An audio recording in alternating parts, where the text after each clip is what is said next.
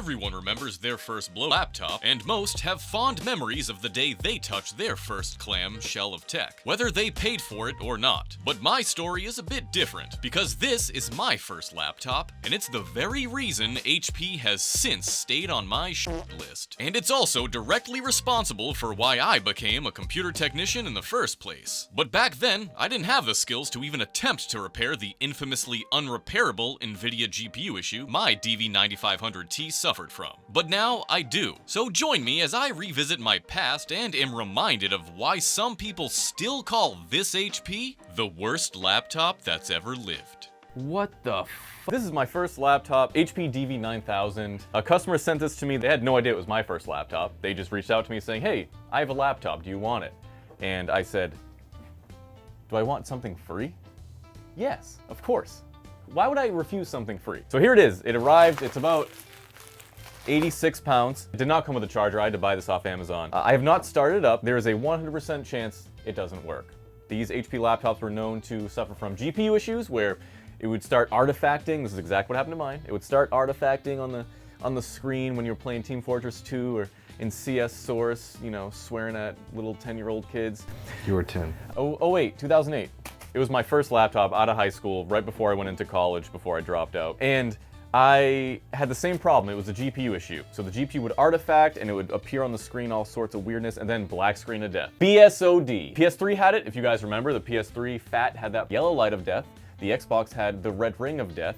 All these, and the MacBooks, the 15-inch MacBooks had the same problem, 17-inch MacBooks of the same year.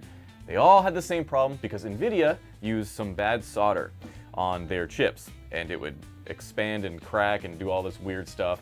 The nerds in the comments can let you know what exactly happened. Sometimes you could put the motherboard in an oven and you could reflow it, but at the time, I wasn't the greatest technician that's ever lived. So I sent it out to somebody to do, and that wasn't good. They got you. They got me. Enough me talking, you guys don't care about that. Let's get into it. First thing to check, as always, is the gooch levels. Very low gooch levels on this guy. These also had a huge cooling issue. As you can see, there's not much airflow at all in this thing. So a lot of people would do modifications, they would drill holes. There was all sorts of stuff that people would try to do to get these things to work correctly, and they never did. So all of these died from the same issue. If this is still running and you have one of these, please leave a comment because you should play the lottery. Let's hope this guy removed his hard drive because being spied on is creepy, but the reality is we're all spied on by corporations who collect our info and sell it to basically any company that wants to make money off of it. And though most countries do have laws to remove ourselves from these lists, doing so is so involved and time-consuming, barely any of us take advantage of it. Cause let's be real, ain't nobody got time for that. Thankfully, services like Incogni exist, which is a personal information removal service. It's something my wife and I have been using for a few months now, and I'm proud to have them as today's video sponsor, because this is personal to me. A few years ago, my wife's identity was compromised and someone filed unemployment benefits under her name. We had to freeze her credit, change her cards, and do a ton of other time-consuming steps. It was an incredibly stressful process that took countless hours and cost us hundreds in lost revenue. But the best way to prevent this from happening in the first place is to have your personal information removed before malicious actors can exploit it, which is exactly what Incogni does. All you do is sign up, which takes like 10 seconds, then Incogni sends requests to these data brokers and follows up until the job is done. And if one of the brokers starts giving lip or is dragging their feet, Incogni hounds them like a crazy ex until the job is done and you're taken off these lists. They provide updates and you can see their progress reports every month so you can actually see your data being reclaimed. And these brokers aren't just using your data to send you annoying spam emails or non-stop robocalls, which have become the norm of today. They're selling your info to those creepy people search sites, where your info is at the mercy of stalkers and weirdos that want to know where you keep your toothbrush at night. Even health insurance companies will buy this data and use your web history to raise your premiums, which just puts a cherry on top of this dystopian hellscape that is web privacy. Incogni doesn't let this slide, so whenever a new record pops up on a data broker site, they'll automatically take care of it by conducting repeated removal requests so your data stays off this sketchy market for as long as you use the service. So if you're interested in taking back your privacy, use code TechSperts at the link below to get an exclusive 60% off an annual Incogni plan, and watch as they fight sketchballs to take back your privacy. nothing. Good man, good man. Except that's the second hard drive bay. There actually might still be something in the... Oh, they have that type of technology. You got multiple drives. Yeah, can you believe back in the day they actually gave you multiple hard drives? Yeah, I remember back in the day. Remember you used to Yep, I remember that. Yeah. Dang. He left a hard drive in there. That's a no-no. What if I was some weirdo that took your hard drive and then went and plugged into that machine to look at all the information that you have on there? All the porn. With a simple USB to SATA adapter. Let's see the secrets this guy's hiding. Yes. All right, there it is.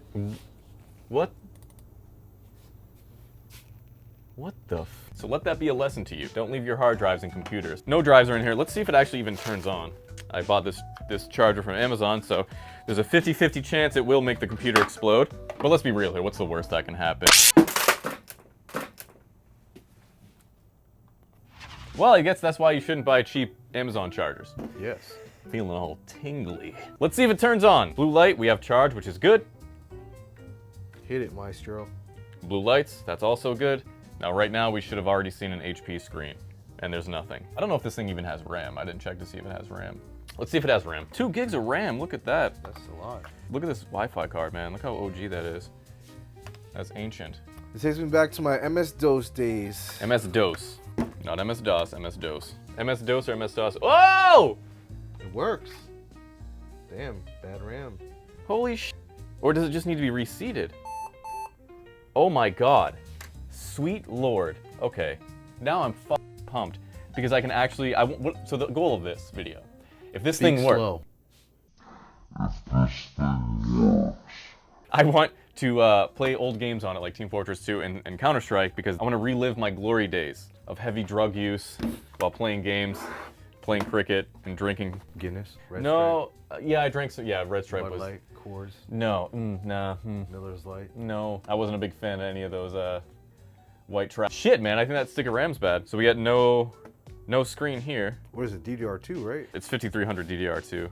Oh, which sucks, dude, because we just threw out so, let me say, we recycled so much DDR2 RAM. 5300 too. No, so we're never going to use this every time. Lupe. We might have RAM in one of these. All right, let's do it. Well, first I have to check to see if the slot's good. I know your slot's good. It's probably somewhere in Utah. How did you find me? Okay, that stick of RAM's bad, because that slot's good. Let's see, Lupe. What do we start with, the Cosmeo or the Gateway? I think the Gateway's more likely to have it. The Gateway, man. Gateway? All right, let's start with the Cosmeo. Oh, baby. I love this thing. This is peak. This is peak computer, guys. 8500S. Damn it. $10 the FX doesn't have DDR2 RAM like this. Let's race. Where are we racing?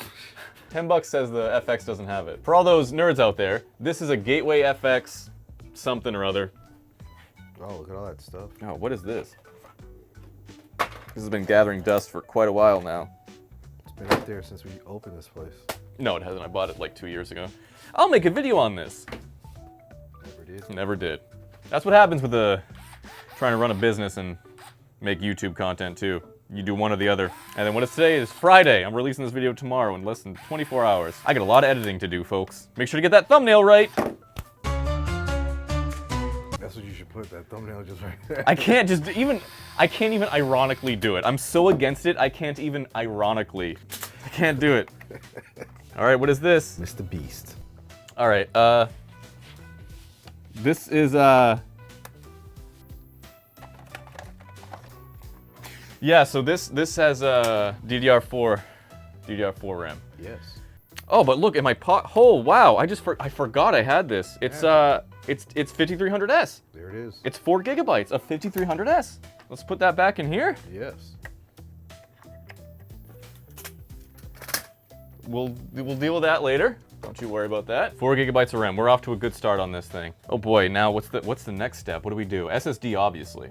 SSD's nuts. Yeah. My fear is drivers, which I can probably solve with Snappy Driver, Origin, or whatever it is, and the GPU. When I first started my computer repair career, these were the computers that we worked on. It was around 2010, 2011. This is what I saw in the shop.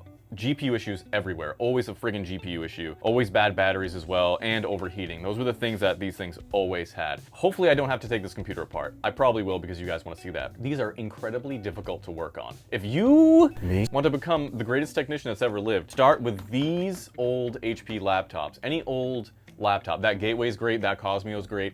These old laptops, they were very sturdy and built tough, but they were also very, very time consuming to repair. 128 gigabyte SSD, don't touch. Don't touch. And the little adapter that HP uses for some reason. I have no idea why they did that, but I don't ask questions, I just do. I'm not even gonna bother with the caddy. I'm just gonna weight reduction. We don't need that caddy. Only losers use caddies.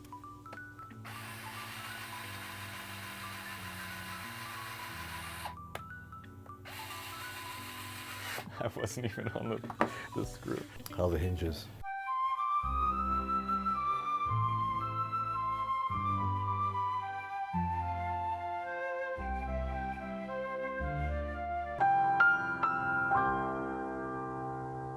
I'm gonna use this as a little elevation. Windows 7 on a USB. Check out these ports, by the way. Back in the day when we had S-Video, we had VGA, we had the expansion port, which is like a HP proprietary thing. Ethernet, we had a phone jack for, you guys know what a telephone is? Do you know what a fax machine is? This thing has a telephone jack. It has an empty port, I forget what that was for, but that was an option for something. I forget what that one is. Firewire, and then the SD card slot. Oh my God, does it have it? I hope it has it. Oh my God. Oh snap, is that a control? Remote. A remote? That means it has infrared. Control? Look at this baby boy. Mine had this too. So this was the highest spec one. I wonder if this is the exact same one I have. Had. Infrared. So what you would do, or what I would do, and the SP diff, this thing was meant to be like a workhorse, like a workstation, a desktop replacement. This was a media center, dude. I used to plug the S-Video in, I used to plug the auxiliary in, and we used to watch movies that I completely owned legally, and I would use this to control them. This was friggin' awesome, dude. This was a huge feature, and it cost a lot of money back in the day. I've never seen one that still had this remote. I'm pumped to get this thing working. I really hope I can get it working. Pump it up. This was a great computer, man. It just like all the other ones, the greatest MacBook that ever lived had the same issue with the solder. The solder ruined so much shit, man. All right, it's in. That's what she said. Button, I think escape is the button for these. Why don't you come over here?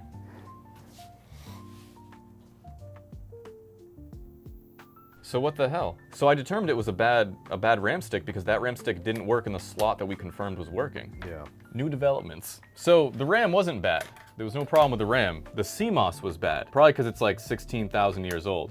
So what we did is I found a new CMOS battery that used the same connector, thankfully, which is right here. And now it boots. So, well, I hope it boots. It booted when I tried it. If it doesn't boot on camera, then it's your fault. These older HPs, if there's a bad CMOS battery, or if the CMOS battery is low, it won't boot. That goes back to like 2000 and 2000.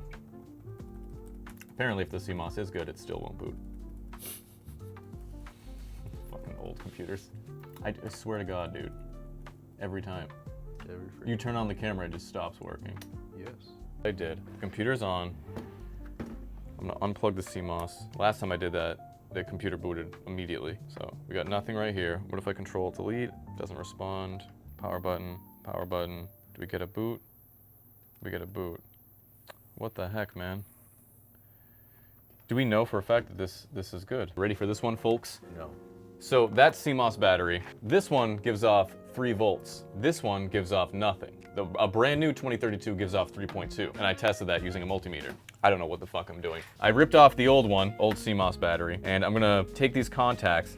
I don't have a spot welder, so I can't actually spot weld the CMOS as it should be. So what I'm gonna do is, as per the greatest technicians ever lived, I'm going to tape it like a degenerate piece of garbage.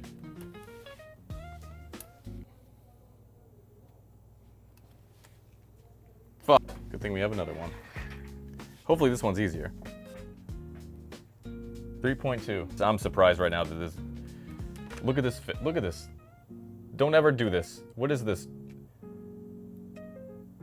I'm engineering! So after failing miserably 2 times to get the spot weld off intact, I taped the CMOS. I taped it with packing tape. That's how much of a piece of shit I am. Moment of truth, baby. Did the packing tape work? 3.21! The greatest technician... That's... Alright, I want to make sure that the computer is actually connected with the CMOS. Alright, 3.2 volts. For the love of God, please work. I'm gonna plug the USB in again. Power button. Please. Please start. I beg of you, HP gods. The CMOS works. I confirmed it. I know the CMOS is good. You're receiving correct power. What do you think we just run this thing over? Surprise, it's fucked. So nothing's worked. It's new CMOS battery, nothing. All we get is this black screen. You see this? You see that? That is indicative of a bad GPU. Is that the Wi-Fi, you say? Yes, that's the Wi-Fi. For some reason, on these HP DV series, when they had the problem with the GPU that I was mentioning earlier, the Wi-Fi indicator would go red for some reason, and you would lose Wi-Fi. That was the first, like, symptom that your shit is fucked. Now, we tried everything. I tried different CMOS batteries. I tried it all sorts of different ways, different RAM slots, everything. I think the GPU is bad on this thing. I think we just got lucky those few times it actually did boot. So this is what we're gonna do. You guys are gonna come with me into the depths of hell, and we're gonna tear this thing down. This entire table, by the end of it, is going to be covered in parts. How many screws am I gonna forget to put back in? Yes, I'm gonna try to reflow the solder on the GPU with a heat gun. Louis Rossmann is rolling in his... He's not dead. I don't want to kill him. He's gonna be rolling in his nice luxurious chair, screaming at me. He'll text me later, Andy, you're not my friend. So let's get started. When it did boot up, the fan was absolutely hauling. So that probably means this thing is full of gooch. So I'm gonna take off every single panel of this thing. I first learned how to tear this down on YouTube.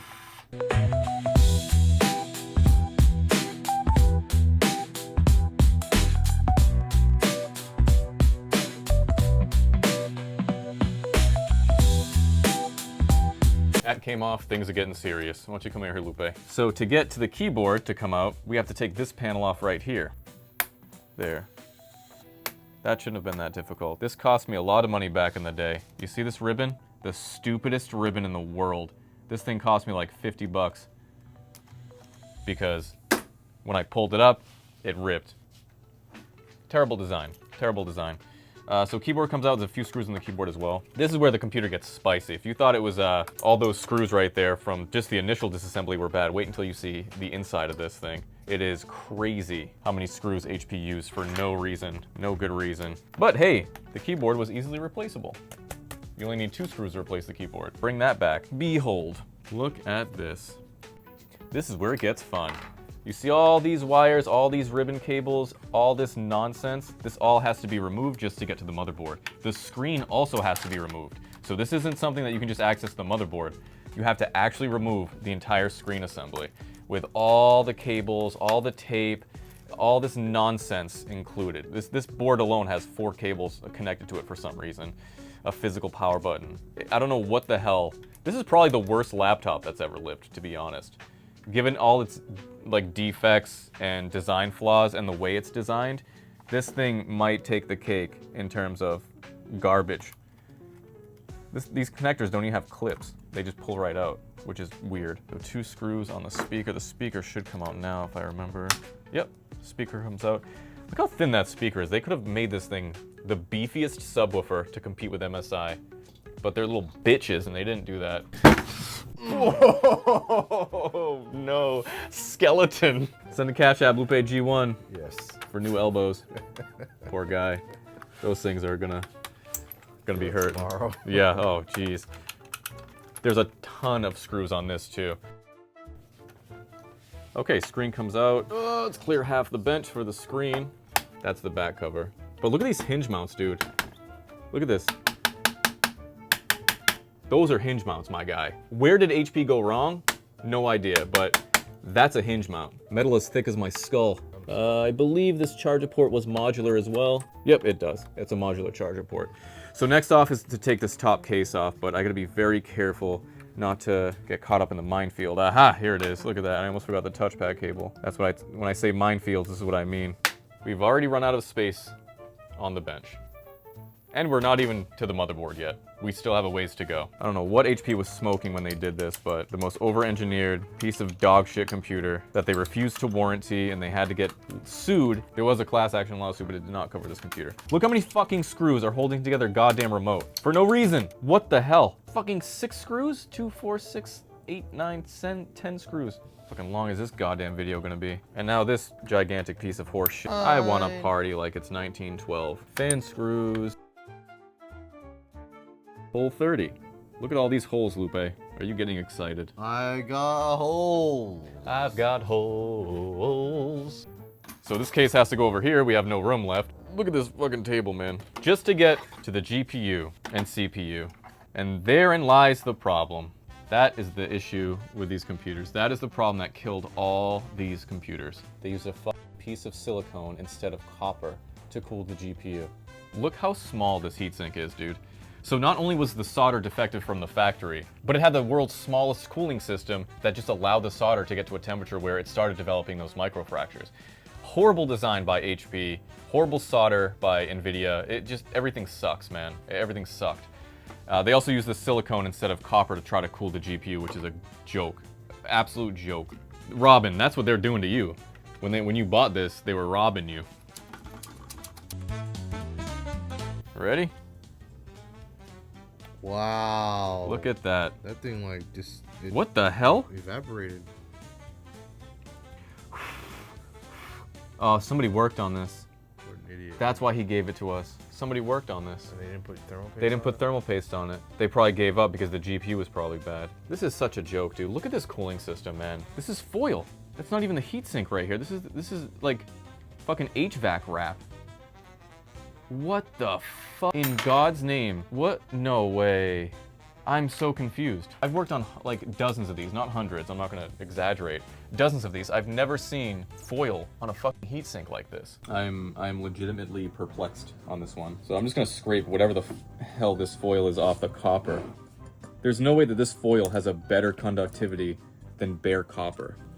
Why would they do that? Was it like a thickness issue? Did they mess up the thickness so they put like this? I don't know, man. I don't know what to think. This is nuts. This CPU cooked itself for sure. I mean... Because those fans went wild as soon as we turned the computer on. When we did get the boot logo, the fan was going absolutely bananas. Is that what's happening? Who knows? Who knows? It is a socketed CPU, which is cool though. I'm not gonna waste PTM on this. I'm just gonna put some AMEC on this guy. The GPU though, I'm gonna reflow it, see if it works. So what I'm about to do is going to make many people unsubscribe. I'm gonna use my SMD station, my SMD, which stands for suck. And I am going to heat up the GPU. That's the GPU.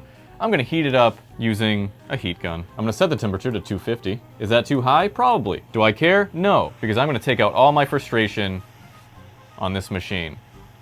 I should never have bought this machine back in the day, and I'm still being punished for it now, trying to make a video for you lovely folks. So the idea is to heat up the solder joints underneath this chip so that the chip makes contact with the joints again, which is only gonna be temporary before it breaks again. But I just wanna get this thing to boot. So I'm gonna do this for about 5 to 10 minutes. While the chip cools down, I am gonna get rid of the thermal paste that's on this. I am gonna also replace this stupid silicone pad with thermal putty.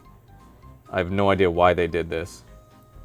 Again, that was the huge thing, dude. Putting a silicone pad on this shitty heatsink, which is like what the fuck were they doing? It's so annoying. So I'm gonna put some thermal putty on there. I'm gonna waste thermal putty, unfortunately, because I know this thing's still gonna be fucked when I'm done with it, but okay, that's polished. That's polished enough. I did some thermal putty on this bad boy. I cleaned the CPU, cleaned the heatsink. So now we're going to put some thermal paste on this guy. Let me know in the comments how much thermal paste I put on there. Not that it matters, because this thing is... How much gooch is in the fans? Ready, ready, ready, ready? That's not that bad. Oh, that's not bad at all. Someone's definitely been in here then. Picking up a fucking sub over here. You got a sub for me? Oh god, don't look at this. Everything's good, everything's good. What I used to do on these, I used to cut that yellow cable, and if you did that, the fan would run at 100%. I'm not gonna do it on this one because I don't think this is even gonna work anyways, but it would prolong the life of the computer, but it would be so annoying listening to this fan just haul ass. Whee! Just for days and days. The problem now is that we have to reassemble the whole thing just to test to see if it works. And that's a pain in the keister. So reassembly time. That's it, we reassembled this without any missing parts, no screws missing. I put everything in. I'm actually pretty impressed with myself, you know, because usually it's easy to forget to put in a few things. But now is the moment of truth. Did I fix it? Did the GPU issue, was it actually a GPU issue? Press the power button. Of course I fixed it. Because what YouTube video will end with something not being fixed?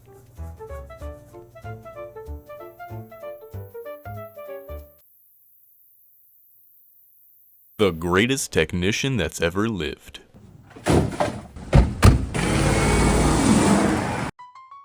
Speed.